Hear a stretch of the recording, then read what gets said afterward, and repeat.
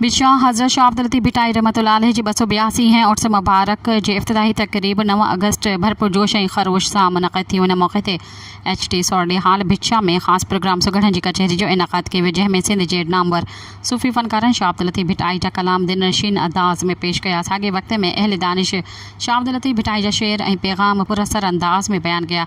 तकरीब में गवर्नर खैबर पख्तूनख्वा फैसल करीम कुंडी ऐं सूबाई वज़ीर सखावत सिंध सैयद ज़ुल्फ़िकार अली शाह मेहमान ख़ास तौर इन मौक़े ते गवर्नर खैबर पख्तूनख्वा फैसल करीम कुंडी पंहिंजे ख़िताब में सिंध हुकूमत ऐं सक़ाफ़ती खाते जो शुक्रिया अदा कयो ऐं खेनि ॿीहर हिन अज़ीम रूहानी तक़रीब में शिरकत जो मौक़ो मिलियो। हुन चयो त सिंध जी महिमान नवाज़ी मोहब्बत ऐं सक़ाफ़त हमेशह दिलि खटे वठंदी आहे। फैसल करीम कुंडी इहो बि चयो त शाह अब्दुल लतीफ़ भिटाई ऐं रहमान बाबा जो अमन मोहब्बत वारो पैगाम मुल्क जी हर कुंड कोठ ताईं पहुचाइण वक़्त जी ज़रूरत आहे।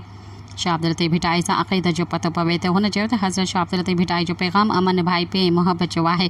मौजूदा हालतुनि में जॾहिं खैबर पख्तूनख्वा दहशतगर्दी ऐं इंतहा पसंदीअ खे मुंहुं ॾेई रहियो आहे, तॾहिं अहिड़े गॾियल अदबी ऐं फ़िक्री इजलास जे ज़रिए खैबर पख्तूनख्वा में अमन ऐं मोहब्बत जे पैगाम खे आम करण लाइ निहायती असराइतो साबित थी सघे थो। सब्सक्राइब कयो अवामी न्यूज़ HD खे ऐं ताज़ा तरीन ख़बरुनि लाइ ॾिसंदा रहो अवामी न्यूज़ HD।